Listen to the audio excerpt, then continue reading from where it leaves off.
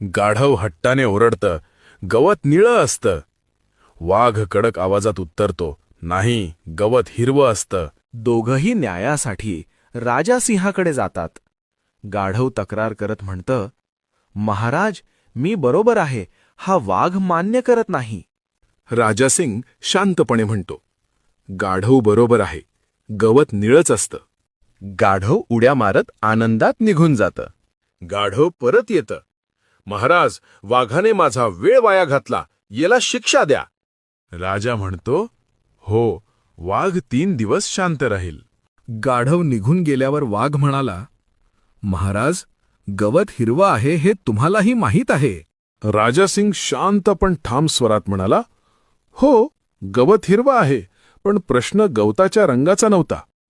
प्रश्न हा होता की तू एका मूर्ख आणि हट्टी प्राण्याशी भांडण का केलंस?